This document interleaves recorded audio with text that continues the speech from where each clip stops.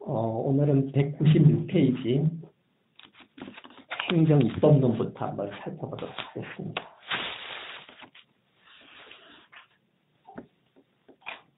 행정작용의 여러 가지 유형 중에 이제 행정입법입니다. 이제 행정작용 유형 중에 시작 단계인데요. 기본적으로 이 법률의 제정 권한은 입법부에 있다고 되어 있습니다. 그런데 입법 기능은 행정부에도 사실은 가지고 있습니다. 법률 밑에 있는 그 법규 형식에 대한 입법권을 가지고 있는 것이죠. 국회에서 법률을 제정해서 행정부의 수장인 대통령에게 법률을 보내오면은, 이송을 해오면은, 대통령이 국민의 그 이익에 반하는 결정으로 인해서 거부권을 행사하지 않는 한, 그 법률을 일단, 20일을 경과하면 효력을 가지게 됩니다. 또 규칙에서 그 효력일을 6개월이나 이렇게 늦출 수도 있고, 근데, 일단은, 효력을 가지게 됩니다. 근데 효력을 가지는 것과 시행에는 또 다른 차원입니다. 일단, 법률로서 탄생을 하는 겁니다. 거부권을 행사하지 않는 이상은. 근데 이 법률이나 헌법은 기본적으로 특성이 추상적이기 때문에, 이거를 국민에게 직접 시행하기 위해서는 한계가 있기 때문에, 구체화 작업이 필요한데, 그 구체화 작업이 바로 이 행정법을 집행을 하는 권한을 갖고 있는 행정부에서 구체화 작업을 다 시작을 하는 것이죠. 그래서 이제 기본적으로 오권 분립과 행정입법 이렇게 돼 있는데, 오권들은, 입법부도 법률 밑에 있는 국회법은 기본적으로 그 국회 소관입니다, 입법. 그런데 국회법을 구체화하기 위해서는, 국회 규칙이라는 절차로 구체화를 하죠. 그 다음에,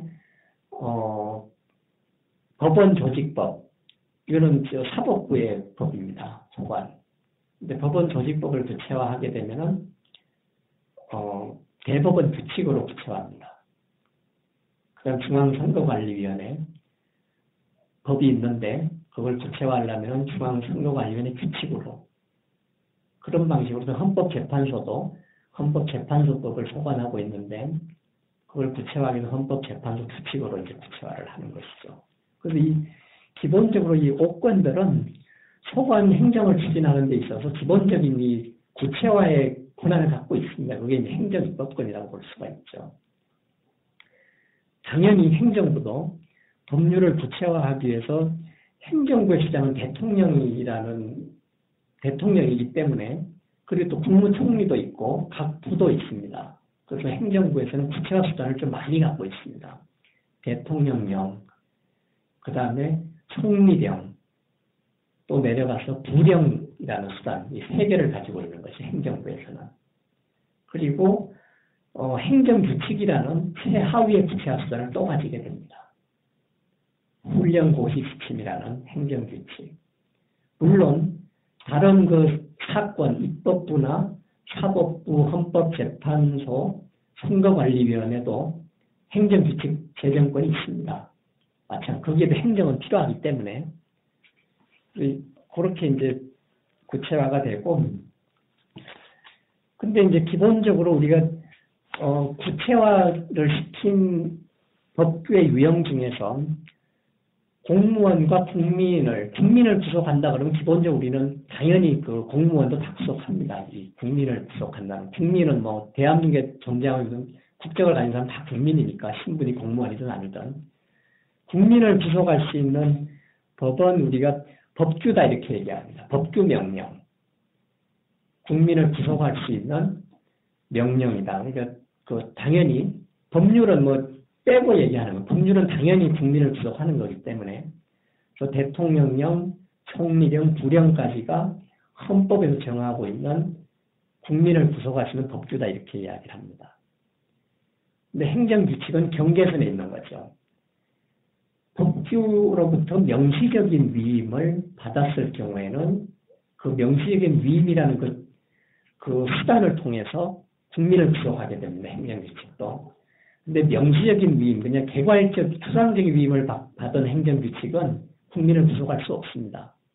행정규칙은 공무원까지만, 그 다음에 그 산하기관, 전문기관의 구성원까지만 그 행정을 수직적으로 나누어 가진 구성원까지만 이 행정규칙의 구속력이 미치는 것이죠. 이 법규명령을 국민을 구속하는 명령을 우리가 유형으로 나누게 되면은 법률에 종속이 되는 명령은 우리가 종속명령이다 이렇게 얘기합니다. 법률에 종속이, 기준점 법률입니다. 법률에 종속이 되냐 안 되냐. 이 종속이라는 의미는 다른 말로 법률의 위임을 받았거나 법률을 투표하기 위해서 하는 거냐 이런 의미입니다.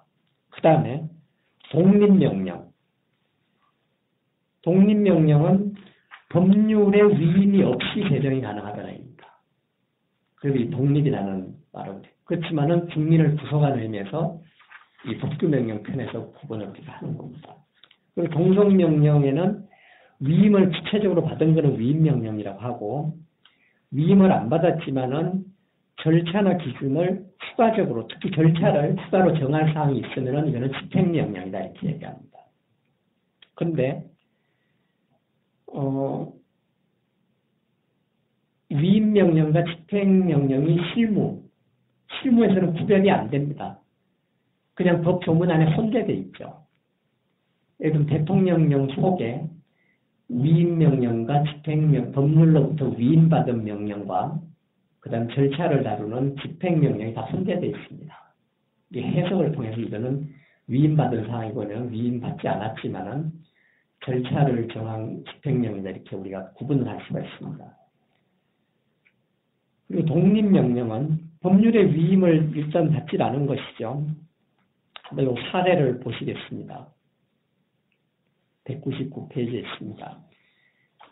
계엄, 법률의 위임 없이 바로 대통령의 결정으로 바로 계엄을 결정할 수가 있습니다.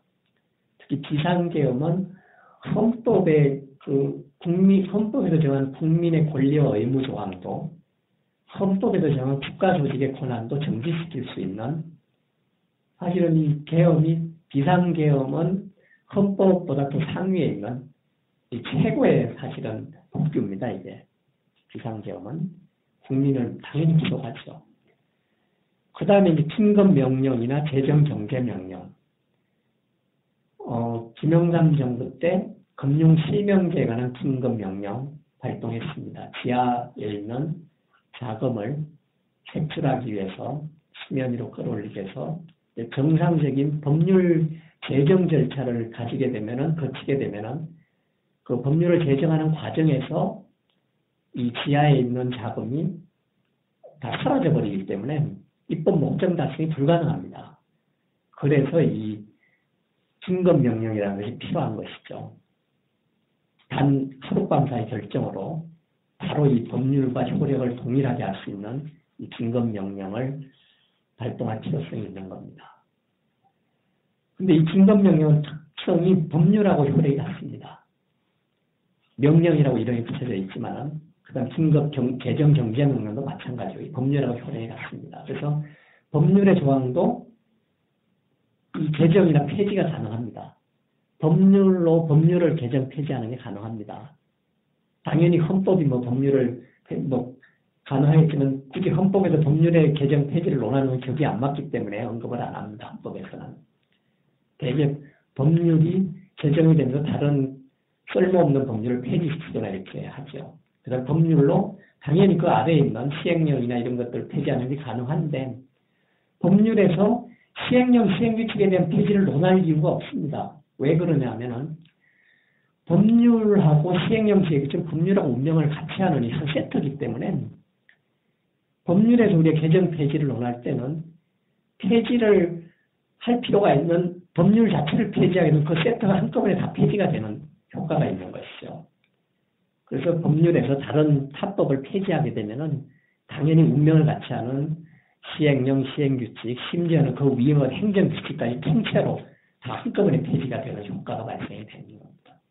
그래서 늘 강조하는 법률의 해석은 반드시 세트 단위로 우리가 위계 질서를 논해야 되고 세트 단위로 이 운명을 같이 해야 된다. 철저하게 우리가 지켜야 될 그 원칙입니다.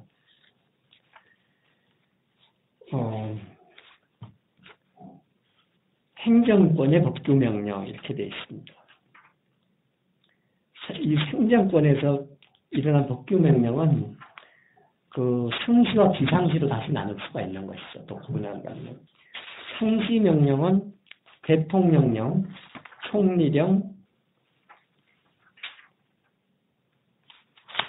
그 다음에 이제 감사원에는 감사원 규칙이라는 게 있고, 또 방송통신위원회 규칙도 있고, 또 자치조례, 또 자치규칙까지 내려갑니다. 근데 감사원하고 방송통신위원회는 이게 우리 정부조직상 행정부로 되어 있습니다. 대통령 밑으로 되어 있습니다.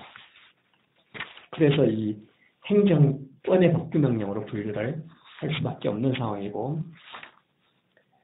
그 다음에 우리 지방자치도 우리가 이제 행정부 안에서, 대통령을 지방 행정부 안에서 우리가 지방자치를 이야기를 합니다.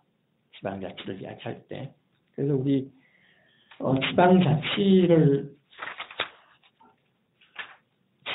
행정을 할 때 지방자치, 그 지역민한테는 조례가 이제 법률과 이제 동일한 수준이 되는 것이고, 이 자치규칙이 이제 그 조례로부터 위임받은 내용을 정하는 것이 되겠죠. 지방자치는 뭐 여기서 간단히 한번 살펴보고 가겠습니다. 지방자치단체 사무는 크게 세 가지로 나누어집니다. 지방자치단체 고유사무, 그 다음에 단체 위임사무. 이 단체 위임사무라는 것은 중앙행정청이 지방자치단체에 위임했다는 사무입니다. 그 다음에 마지막으로 기관위임사무. 이 기관이라고 하는 것은 지방자치단체의 장을 말하는 겁니다. 중앙의 행정권한인데, 중앙행정체 행정권한인데, 지방자치단체 전체에 대해다가 위임한 게 아니라, 예를 들면 서울시장한테 위임한 겁니다. 지방자치단체 전체에 위임했다는 의미는 지방의회와 서울시장이 함께 일을 처리할 수 있다는 의미입니다. 그러면은 기본적으로 그 고유사무, 지방자치단체 고유사무를 추진하기 위해서는 조례가 필요하고, 또 조례에 위임하던 자치규칙을 제정할 수가 있습니다. 그리고 중앙의 행정사무지만, 국가의 행정사무지만은 지자체에 위임된 사무, 이걸 단체 위임사무라고 그랬는데, 이거를 수행할 때도 조례 제정이 가능합니다. 그리고 당연히 조례 제정이 가능하면은 그 위임을 받는 자치규칙 제정은 당연히 가능합니다. 세트이기 때문에. 그러면은 고유사무하고 단체 위임된 사무는 경계가 불분명합니다. 해석을 통해서 우리가 가려낼 수밖에 없고, 외형적으로는 이게 지자체의 고유사무인지 중앙의 사무인데 단체에 위임된 사무인지 이제 확인하기가 쉽지 않습니다. 그리고 기관위임 사무는 기본적으로 중앙행정청이 서울시장 단체장에게만 위임한 사무이기 때문에 지방의회가 개입이 불가능합니다.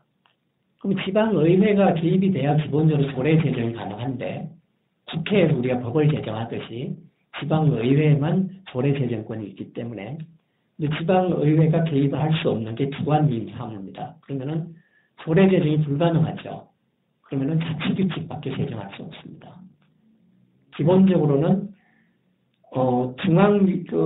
자치단체에 위임된 사무나 기관한테만, 단체장에게만 위임된 사무는 기본적 국가의 법령에 따라서 기본적으로 행정을 추진하고, 국가의 법령의 범위를 넘지 않는 선에서 조례를 제정하거나, 그 다음에 단체장에게 위임된 사무는 자치규칙을 부분적으로 제정을 해서 이 사무를 수행할 수 있는 것 뿐이죠. 그래서 중앙의 사무가 지자체에 위임된 경우에는 지자체장도 국정감사의 대상이 됩니다. 기본적으로 국회에서 추진할 국정감사는 기본적으로 중앙의 사무에만 한정이 되어 있는데, 중앙사무가 지자체로 위임될 경우 그 지자체장도 국정감사의 대상이 되죠. 그래서 서울시장은 국정감사를 매년 받습니다. 지자체의 지방의회의 서울시의회의 그 감사도 받지만은 위임사무가 원체 많기 때문에 국정감사도 받습니다. 우리가 서울시가 우리 남한 인구 5천만 중에 천만의 비중을 차지하고 있기 때문에 서울시에 대한 행정 업무는 중앙에서 대부분 서울시장에게 또는 서울시의회와 서울시장의 공동으로 위임된 사무가 상당히 많습니다. 그리고 나머지 4천만에 대해서 인구에 대해서 우리가 중앙에서 행정을 하고 있는 부분이 상당히 많습니다. 서울시가 차지하는 그 비중 때문에. 그래서 5천만을 통째로 우리가 중앙에서 하기에는 그게 행정력이 좀 낭비가 되기 때문에 특히 서울시 부분에 대해서는 그렇게 특별 고려를 우리가 하고 있다 이렇게 보시면 됩니다. 그 다음에 이제 우리가 공직자 행동강령, 부패방지 및 국민권익위원회 설치와 운영에 관한 법률 8조에서 제정이 되게 되어 있습니다. 이 공직자 행동강령의 주 내용은 공직자의 부패를 발견한 국민 누구나 신고할 수 있고 그리고 그 신변의 보호를 받을 수 있다. 이게 주 내용입니다. 그러면은 이거는 법규입니다. 국민까지도 구속할 수 있는. 근데 이 형식은 우리 헌법에는 정하지 않고 있는데 국민까지 구속하고 있는 이 형식이 되는 것이죠. 공직자 행동강령은. 그 다음에 이제 국공립학교의 학교 규칙.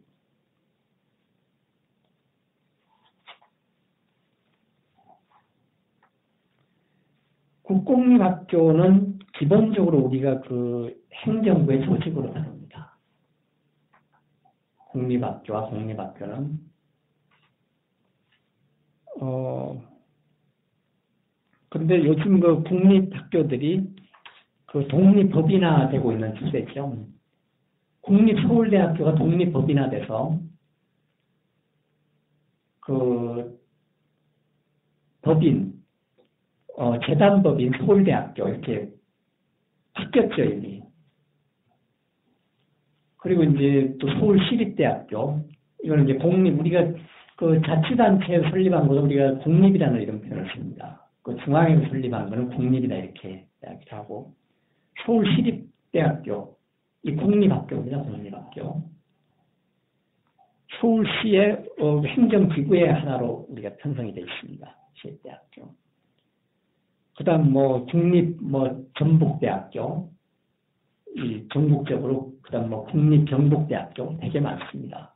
이런 것들이 이 정부 조직의 어떤 일부로 되어 있기 때문에 국공립학교의 교직원과 학생들을 구속하는 이 학칙은 기본적으로 위임명령으로 우리가 평가합니다. 학칙을. 근데 사립학교의 학칙은 우리가 평가를 달리합니다. 사립학교 학칙은. 위임의 근거가 애매합니다. 이 사립학교의 학칙은. 사립학교의 학칙에서 기본적으로 정할 사항들은 우리가 고등교육법이나 초중등교육법에서 정합니다. 그렇지만은 기본적으로 명시적인 위임을 받았다고 보기는 어렵기 때문에 이 사립학교의 학칙은 우리가 자치규칙이다 이렇게 봅니다. 자치법규. 위임을 받지 않았지만은 사립학교의 교직원하고 사립학교의 학생들을 구속하는 법규의 효력은 가지는 것이죠, 일종의. 그래서 이 학칙이 그런 의미에서 되게 이게 법적인 평가에서는 중요합니다. 이 학칙이라고 하는 것이. 그 다음에 비상 상황에서 우리가 국민을 구속할 수 있는 명령, 법규 명령을 제정하는 절차들 205페이지 하단에 있습니다. 아까 말씀드렸습니다. 계엄, 특히 경비계엄과 비상계엄으로 나누어지는데 비상계엄, 대통령의 정치적 결단 한 번으로 바로 비상계엄까지 나아갈 수 있습니다. 그 다음에 긴급명령, 헌법에 다 근거가 있습니다. 그 다음에 재정경제명령, 마찬가지로 헌법에 근거 있습니다. 이런 것들이 국민을 구속하는 효력을 가지는 것입니다. 그 다음 사건의 법규명령, 아까 말씀드렸지만은 기본적으로 행정부, 대통령을 수반으로 행정부를 벗어나는 다른 사건들, 사법부, 입법부, 헌법재판소, 선거관리위원회들은 기본적으로 대통령이라는 그 지위를 두고 있지 않기 때문에 대통령령 제정이 불가능한 것이 맞죠, 논리적으로. 그래서 이게 국회는, 입법부는 국회규칙이라는 이름으로, 이건 다 헌법에 근거가 있습니다. 국회규칙. 그 다음에 사법부는 대법원규칙, 헌법재판소는 헌법재판소 규칙, 중앙선거관리위원회는 중앙선거관리위원회 규칙. 요것으로 구체화가 가능하시죠. 하죠. 요 명칭으로. 그래서 뭐 중앙선거관리위원회의 법을 구체화하는 중앙선거관리법 시행령이 대통령으로 제정됐다. 이건 한심한 이야기입니다. 그렇죠? 근데 이 한심한 사례가 한 번 있었습니다. 우리나라에. 중앙선거관리위원회법이 처음 제정됐을 때 중앙선거관리위원회법 시행령이 대통령령이었습니다. 최초에. 그러다가 바로 그 조정이 돼서 그 대통령이 없어지고 중앙선거관리위원회 규칙으로 바로 조정 조치가 됐었습니다. 가동이라는 때. 그리고 감사원하고 방송통신위원회는 뭐 지난번에도 말씀을 드렸지만은 기본적으로 대통령 밑에 소속되어 있지만은 감사원하고 방송통신위원회에 대해서는 대통령의 제어로부터 차단할 필요성이 있기 때문에 특별한 입법적인 수단을 법률로서 만들어낸 겁니다. 대통령 밑에 있기 때문에 감사원법을 구체화하기 위해서 감사원법 시행령을 대통령령으로 할 수 있습니다. 하지만은 하지 않고 감사원 규칙으로 구체화를 했습니다. 대통령이 제어할 수 없게. 그리고 방송통신위원회도 방송통신위원회법 시행령을 대통령으로 할 수 있는데 방송통신위원회 규칙이라는 다른 수단으로 하면서 대통령의 제어를 회피를 했습니다. 이 두 가지는 좀 특별한 형식이고 이런 뭐 권력의 수직적 또는 수평적인 권력 분립의 그 철학이 이 입법에 또 반영이 된 특별한 이 배려 조치다 이렇게 우리가 평가할 수가 있습니다. 입법적으로. 행정규칙으로 넘어가면은 행정규칙이 사실은 뭐 가장 광범위하게 사용이 됩니다. 이게 행정규칙이 특히 뭐 공무원이나 또 공공기관의 이 종사자들은 대부분의 행정을 이 행정규칙에 의존해서 많이 시행을 합니다. 근데 이 행정규칙은 절대로 뭐 법령의 위임을 명시적으로 받든 명시적으로 받지 않든 간에 기본적으로는 법률에 위배되면 안 됩니다. 행정규칙의 내용은. 법률에 위배되지 않는 선에서 기준과 절차를 더 세밀하게 정할 수 있고 그리고 그것이 이제 공무원만 구속을 하든 국민까지 구속하는 효력이 있든 없든 관계없습니다. 기본적으로 법률에 위배돼서는 안 되는 거예요. 법령에, 법규에 위배돼서는 안 되는 것이죠. 행정규칙은. 근데 실제 우리나라 행정규칙을 법률의 위배 여부를, 법령의 위배 여부를 조사를 해보면은 한 30% 이상 다 위배됩니다. 장담하건대 대개의 경우.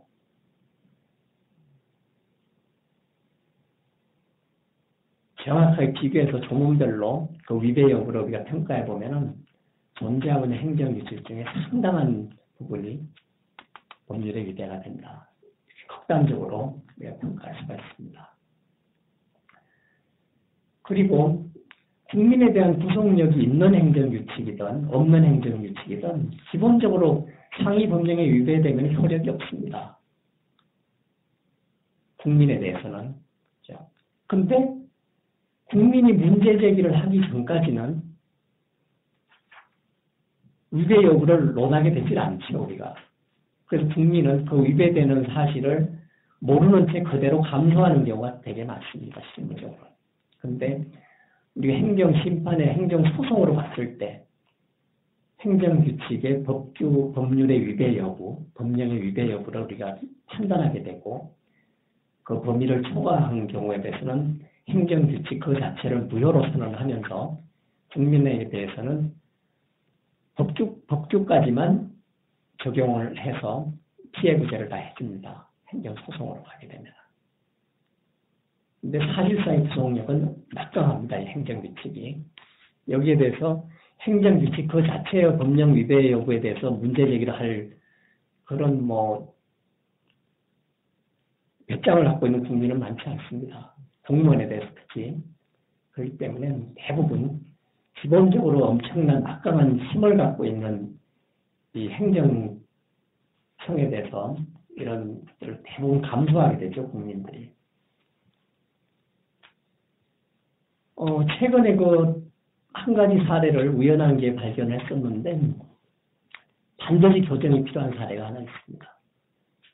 과학기술기본법의 12조에서 정한 국가 연구개발 사업을 수행하는 과정에서 어떤 그 부정이나 또 연구 부정행위나 연구비를 오남용했을 경우에 제재를 하는 수단 중에 그 제재 기간을 국가연구사업의 관리대행하는 규정, 기본법을 구체화한 거기 때문에 기본법의 시행령입니다. 대통령이고 당연히 법규입니다. 거기에서 제재의 기간을, 참여 제한의 기간을 3년 이내라고 했는데 미래부에서 발간한 제재조치 매뉴얼에 보면은 3년으로 해놨습니다. 최근에 교정이 됐는지 모르겠습니다. 얼마 전까지 법규에서는 재량을 3년 이내로 해서 3년 이하로 그 상황을 참작해서 사정을 고려해서 정상을 참작해서 3년 이내로 자유롭게 재량의 여지로 줄여서 이 제재를 할 수 있게 해놨음에도 불구하고 이 행정규칙이라고 이야기하기도 참 어려운 제재조치 매뉴얼에서 굳이 우리가 가치부양 행정규칙쯤 됩니다. 이 매뉴얼도 미래부 이름으로 발간이 됐으니까 약간의 비공식적이긴 하지만은 거기에서 3년으로 확정적으로 이 제재 기간을 결정을 해놓은 부분이 있었습니다. 심각한 문제입니다. 명시적으로 법규에 위반되는 행정규칙입니다. 그런 사례들이 상당히 많습니다. 그런 방식으로 우리가 평가를 해보면은 법규 위배 여부를 제일 법규 위배 여부를 평가할 땐 법규에서는 재량을 줬는데 행정규칙에서는 재량을 박탈한 사례 이런 것들이 대부분 다 국민의 피해로 다 돌아가기 때문에 그런 것들이 이제 철저하게 물론 국민한테 이익을 주는 행정에 있어서는 행정청의 재량이 줄어들수록 국민의 이익은 늘어납니다. 근데 국민을 제재하는 국민한테 피해를 주는 행정에 있어서는 행정청이 재량이 없으면은 피해는 국민한테 가는 것이죠. 반대로. 그래서 국민을 침해하는 행정에 있어서 행정청이 재량을 부여했는데 불구하고 행정규칙에서는 재량을 없애버린 사례 이런 거는 심각한 사례입니다. 그런 식으로 우리가 이 위배 여부를 평가를 우리가 할 수가 있습니다. 그 사실상 우리가 극단적으로 얘기하면은 법률에 의한 행정이 아니라 오늘날의 행정은 행정규칙에 의한 행정이다. 극단적으로 평가하면은 이렇게 우리가 이야기할 수가 있습니다. 그래도 더더욱 행정규칙의 이 법규의 위배 여부를 철저하게 우리가 판단해서 우리 행정규칙을 정하지 않으면 안 된다. 법규에 위배되지 않게 행정규칙을 제정할 자신이 없으면은 행정규칙 자체를 제정해서는 안 됩니다. 그냥 그 법규 자체가 다양한 사례의 유연성을 가지고서 재량을 발휘해서 적용될 수 있도록 놔두는 것이 오히려 안전합니다. 행정규칙의 유형을 우리가 또 나눠볼 수가 있습니다. 위임을 했는지 안 했는지 여부에 따라서 그래서 법령의 위임을 받은 거예요. 위임 행정규칙입니다. 여기에 위임이라는 건 명시적인 위임입니다. 구체적으로 이 명시적 위임이라는 이야기는 예를 들면 공동관리규정 몇 조에서 이런 사항은 미래부 장관이 정한다. 미래 부령이 정한다고 할 때 부령은 이 법규입니다. 근데 미래부 장관이 정한다 했을 때 장관이 정할 때 장관이 정하는 수단이 바로 이 행정규칙인 거죠. 훈령, 고시, 지침 이게. 그래서 법 조문에서 미래 부령으로 정한다는 의미하고 미래부 장관이 정한다는 의미는 전혀 다른 이야기입니다. 부령은 헌법에서 정한 법규의 형식이고 미래부 장관이 정한다는 것은 법규의 형식이 아닌 제3의 수단으로 정한다는 의미죠. 그게 이제 행정규칙으로 대개 정해집니다. 실무적으로는. 훈령, 고시, 지침 이런 것이죠. 그럼 명시적인 위임이 있어야 되고 그 명시적인 위임이 없는 거는 이제 위임 행정규칙이 아닌 것이죠. 그거를 여기서는 이제 조정을 안 해놨는데 이제 위판에서는 조정을 할 겁니다. 비위임적 행정규칙 이런 표보다는 집행행정규칙 그렇게 바꿀 겁니다. 우리가 법령도 위임명령이냐 집행명령이냐 이렇게 나누었듯이 행정규칙도 위임행정규칙과 집행행정규칙 이렇게 구분하면은 우리가 상하를 비교해서 정확하게 이해가 가능합니다. 그래서 위임은 없지만은 집행을 위해서 행정규칙을 정한 것은 우리가 집행행정규칙이다 이렇게 그거는 위임을 받지 않았다 이렇게 보십니다. 그래서 여기 위임행정규칙 여부의 판단 사례를 정확하게 제시를 해놨습니다. 이런 기준으로 판단을 해야 되고 이 기준에 벗어나면은 위임행정규칙이 아닙니다. 그다음 제정자에 따른 행정규칙. 중앙행정청 제정하면 당연히 뭐 중앙행정청 행정규칙입니다. 그다음에 지방자치단체도 당연히 행정을 하기 때문에 조례와 자치규칙, 그다음에 그걸 국민한테 적용하기 위해서, 지역민에게 적용하기 위해서는 마찬가지로 훈령, 고시, 지침의 제정이 가능합니다. 서울시 자치규칙이 아니라 서울시 훈령, 서울시 고시 이렇게 되는 것이죠. 그게 지자체에서 정한 행정규칙입니다. 그 다음에 행정권한을 수직적으로 아래 단계로 나누어 가진 그 법인들, 공무법인이 있습니다. 공무사단법인, 또 공무재단법인 이런 것들이 있는데 이런 기관들은 그 위임받은 행정권한을 수행하기 위해서 절차와 기준을 정할 수 있습니다. 그것도 우리 법적으로 행정규칙으로 우리가 평가합니다. 행정규칙으로. 대신 위임을 한 상위 행정청의 승인을 받아서 제정한다. 이렇게. 독립적으로 제정은 안 되고 승인을 받아서 제정을 하는 것으로 그렇게 그리고 이 사례도 있습니다. 공무수탁자의 행정규칙 제정 사례 보시면 되겠습니다. 또 형식에 따른 행정규칙, 그건 훈령, 고시, 지침, 예규 아주 다양합니다. 매뉴얼, 우리가 이제 행정규칙을 우리가 볼지 말지 경계선에 있는 것들 되게 많습니다. 그다음에 계획도 해석을 통해서 의미 부여하면 행정규칙으로 우리가 볼 수 있을 계획들도 꽤 있습니다. 계획 중에도. 이거는 그 명칭을 가지고 판단해서는 안 되고 그 문서가 담고 있는 내용을 위주로 그리고 그 문서가 미치는 그 영향을 위주로 우리가 그 행정규칙이냐 아니냐를 우리가 판단할 필요가 있습니다. 참고로 우리가 고시와 공고는 반드시 구별을 해야 됩니다. 이 행정법 학자도 이 구별을 잘 안 합니다. 고시는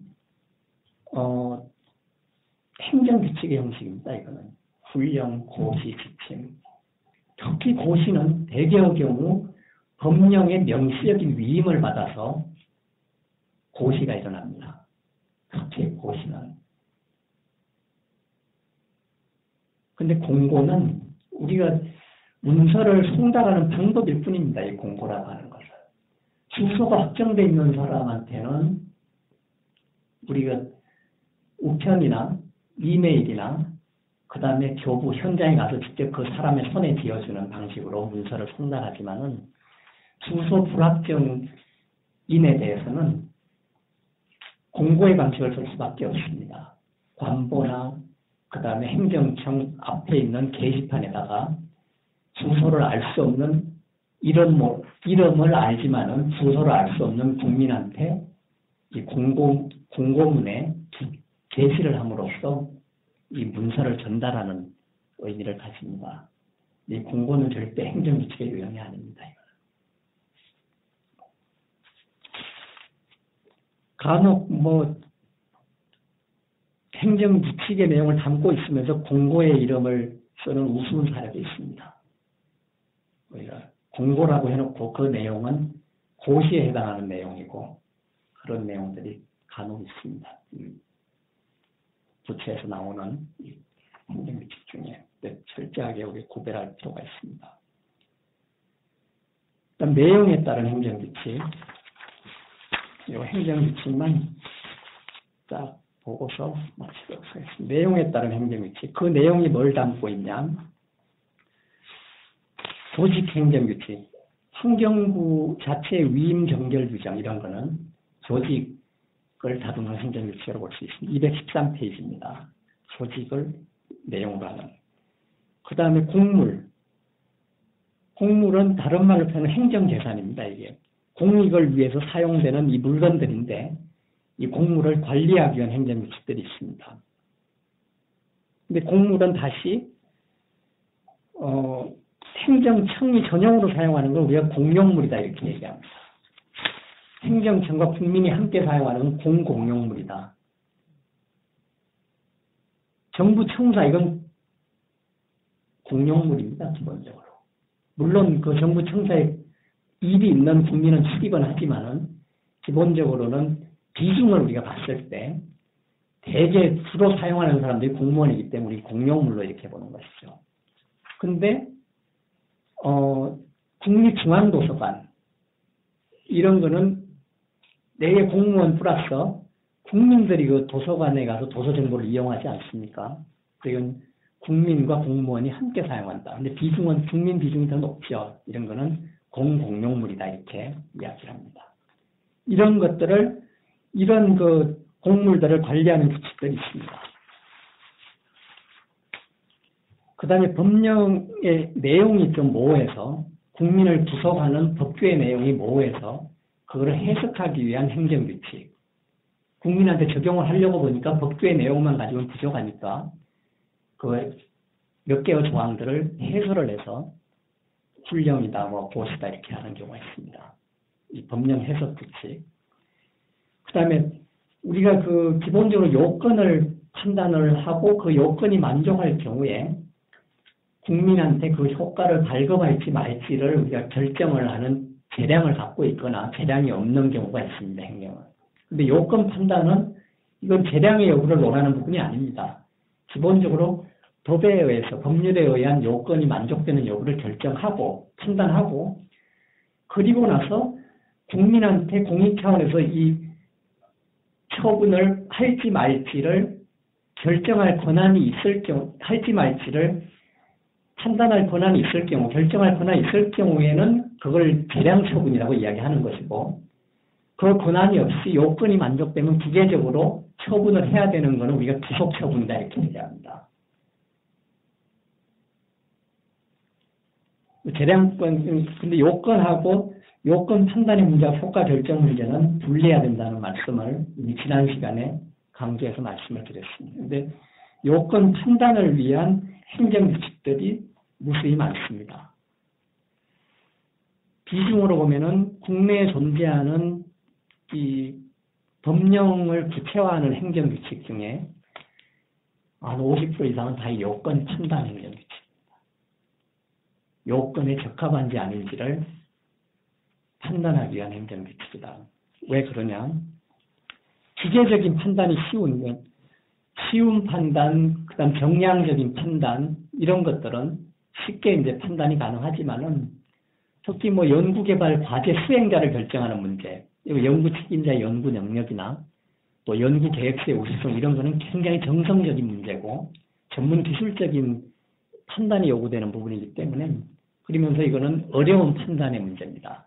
이런 것들을 구체적으로 판단하기 위한 행정규칙, 예를 들어 평가지침 이런 건 다 요건 판단 행정규칙이 되는 것이죠. 그 다음에 효과결정 행정규칙. 요건 판단이 일어나고 그 다음에 이걸 진짜 참여 제한을 할지 말지, 그 다음에 운전면허를 정지 취소할지 말지, 또는 취소할지 말지 다음 단계로 취소 기간은 몇 년으로 할지 계량이 주어져 있는 경우에, 그 다음 참여 제한을 하겠다고 결정은 1단계로 했는데 참여 제한이 3년 이내로 돼 있으니까 3년 이내 범위 내에서 1년으로 할지 2년으로 할지를 또 결정을 하는 문제가 있습니다. 우리가 앞부분에 그런 결정 재량이라고 얘기하고, 다시 여러 개의 선택의 여지가 있는 것 중에 다시 선택하는 건 선택 재량이다 이렇게 이야기합니다. 결정 재량과 선택 재량으로 또 나누어집니다. 이 효과 결정권이라고 하는 것은 뒤에 가면 또 상세하게 나오는데, 대개의 경우 특히 행정 제재 처분 이런 것들은 결정 재량과 선택 재량이 함께 있습니다. 그래서 이 재량의 법이 상당히 광범위하다 이렇게 보는 것이죠. 이거를 정하는 행정규칙도 있는데 이거는 비중이 거의 없습니다. 대개 요건 판단 행정규칙이고 뒤에 효과 결정을 위한 행정규칙은 거의 존재하지 않습니다. 이거는 행정청이 공익 차원에서.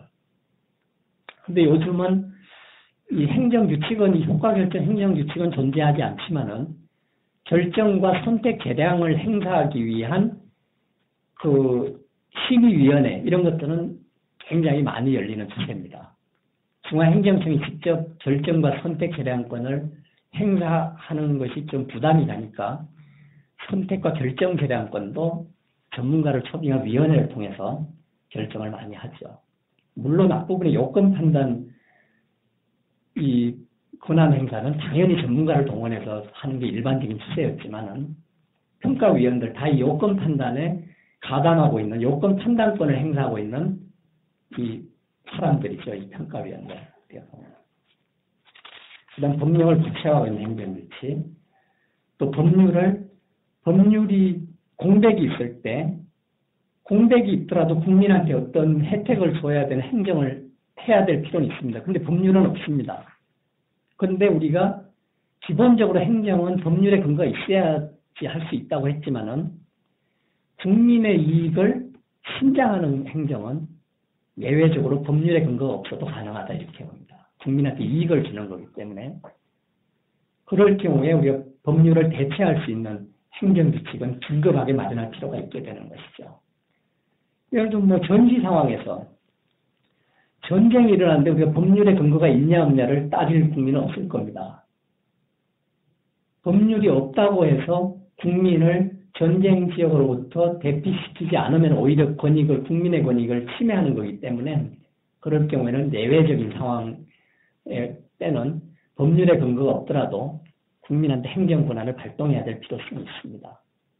지진이나 자연재해 상황에서도 마찬가지고. 근데 대개국은 전쟁은 예상을 못하고 있지만은 지진이나 자연재해 같은 경우에는 거기에 대비한 행정법들은 평상시에 가지고 있죠. 대개 국가는. 전쟁을 대비한 행정법을 가지고 있는 국가는 많지 않을 겁니다. 근데 우리나라는 어쩌면은 전쟁을 대비한 행정법 제정이 지금 수전 상태에 오히려 마련돼야 되는 거 아니겠는가 그런 생각을 해봅니다. 수전 상태에서.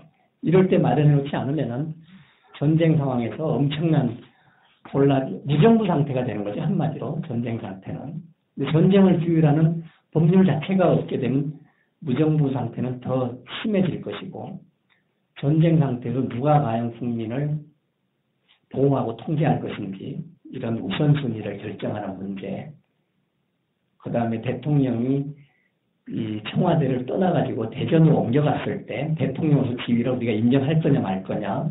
물론 법리적으로 뭐 간단히 해석해도 인정을 하는 게 마땅하겠죠. 하지만 충분히 논란의 여지는 있을 겁니다. 왜냐? 우리가 행정 권한이라고 하는 건 기본적으로 행정권을 발동할 위치에 있을 때 행정 권한을 주는 겁니다. 그럼 그 위치를 우리가 이야기할 때 가장 기본으로 뽑는 것은 이 청사입니다. 정부 청사. 그렇죠? 정부 청사의 앉아서 명령을 발동했을 때 그걸 행정권한이라고 보는 것이지, 정부 청사를 떠나가지고 전화로 명령을 발동하는 걸 우리가 행정권한이 아닌 사례도 상당히 많습니다. 그런 경우에는. 기본적으로 이 청사를. 그런 면에서 청와대도 법적으로 우리 청사로 분류되어 있습니다.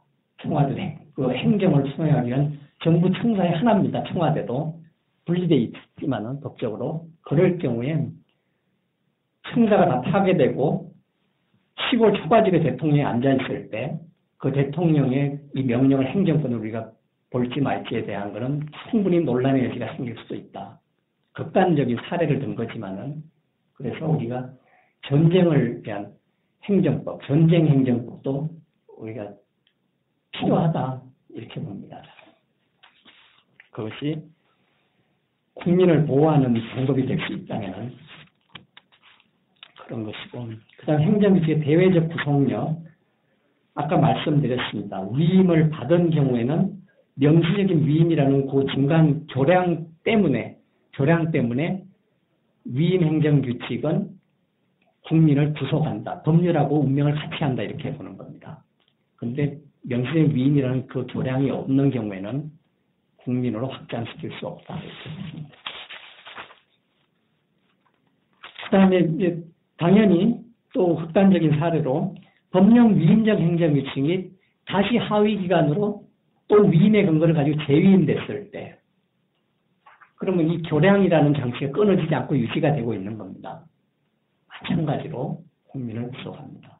교량이 이 국민하고 법규하고 행정규칙 사이에 이 구체적 위임이라는 교량이라는 것이 존재하기 때문에 계속 국민을 구속할 수 있다. 이렇게. 그 다음 자치조례와 규칙에 위임받은 행정규칙도 마찬가지로 또 위임 행정규칙의 일부죠. 보시면 되겠습니다. 두 장 남았는데 조금만 올려서. 행정규칙도 통제를 할 수가 있습니다. 행정입법도, 그리고 대통령, 총리령, 부령, 행정규칙 이런 것이 개정되면 입법부에 보고하게 되어 있습니다. 입법부에서 통제하죠. 그 다음 행정부 내부에서 제정하는 절차를 통해서 이게 통제를 가능하고, 사법부에서 또 통제합니다. 법률에 대한 위헌 여부는 그것이 재판의 전제가 됐을 때, 재판의 전제라고 하는 건 사건하고, 다시 말씀드리면 행정심판이나 행정소송이 됐을 때를 우리가 재판의 전제가 됐을 때 이렇게 얘기합니다. 사건화가 됐다고 얘기하고, 그럴 경우에 그 재판의 전제가 된 법률이 위헌인지의 여부에 대한 판단은 헌법재판소에서 하지만은 법률 이하 부분, 아까 말씀 대통령령, 총리령, 부령, 행정규칙, 심지어는 처분까지도 이것들에 대한 위헌이나 또 행정규칙이 법률에 위반돼서는 안 된다고 말씀드렸습니다. 법률이나 상위 법규에 위반되는지 여부에 대한 판단, 법률이 헌법 위반되는 판단 외에 그 이하 단계에 대한 판단은 대법원이 합니다. 그래서 대법원이 이 부분에 대한 특히 행정규칙에 대한 이 법규의 위반 여부를 행정소송을 통해서 적극적으로 하게 되면은 이 상당한 제어가 가능하죠. 하지만은 기본 전제가 사건화가 되기 전에는 평상시에는 통제할 수 없다. 소송으로 제기된 그거에 대한 그 조문의 한정에서만 우리가 법규 위반 여부를, 헌법 위반 여부를 또는 법규 위반 여부를 대법원이 판단할 수 있기 때문에 평상시에는 통제가 불가능한 것이죠. 그리고 이거를 사실은 이런 걸 이제 구체적인 사건화가 됐을 때만 통제한다 해서 우리가 구체적 위헌 통제다 이렇게 얘기합니다. 그런데 입법 예에 따라서 평상시에도 할 수 있습니다. 수상적 위헌 통제다. 사건화가 되지 않더라도 사법부가 또는 헌법재판소가 법률이나 행정규칙 이런 것들을 통째로 싹 검토해가지고 위반 여부를 선제적으로 검토해서 조정을 시킬 수가 있습니다. 입법적으로 그렇게 권한을 줘버리면 됩니다. 우리나라는 그렇게 안 주어져 있고 사건화가 됐을 때만 우리가 위헌이나 그다음 법률의 위반 여부를 선언할 수가 있다 이렇게 보시면 되겠습니다. 통제 요건, 사법부의 통제 말씀드린 대법원에서 판단을 어느 정도 적극적으로 하느냐에 따라서 그다음 위법한 판결은 관보에 게재를 하고 이 게재하는 이유는 위법이 선언된 것에 대해서는 행정청이 조정하도록 의무를 부과하는 의미가 있습니다. 통제의 효력, 여기다 구체적 위헌 심사라는 용어가 여기 등장합니다. 사건이 됐을 때만 위헌에 대한 판단을 할 수가 있다. 헌법재판소 표 있습니다. 221페이지 표 보시면은 헌법재판소는 법률에 대해서 대법원이나 지방고등법을 다 포함하는 얘기입니다. 대법원은 명령, 규칙, 처분, 이 행정규칙까지 다 포함되는 것입니다. 재판의 전제가 됐을 때만. 양쪽 다 헌법재판소도 재판의 전제가 됐을 때만. 이렇게 돼 있고 예외적으로 여기 표에 게시가 되어 있습니다. 자치조례에 대해서는 사건화가 되지 않더라도 위헌 심사가 가능하다. 표에 표시가 되어 있습니다. 예외. 이게 추상적 위헌 심사입니다. 예외적인. 자치조례에 대해서는 대법원이 자치조례를 국내에 있는 자치조례를 몽땅 끄집어내서 헌법 법률의 위헌 여부를 사전적으로 검토해서 조정시킬 수 있다 이렇게 보시면 됩니다. 자치조례 한정에서는.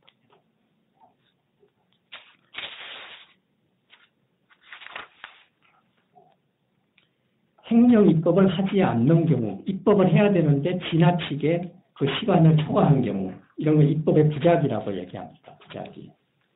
222페이지, 이게 끝이 보입니다. 시행령을 과도하게 기간이 경과했는데도 제정을 안 한 경우. 시행규칙은 불령이라고 달리 표현이 되죠. 우리 법에서는.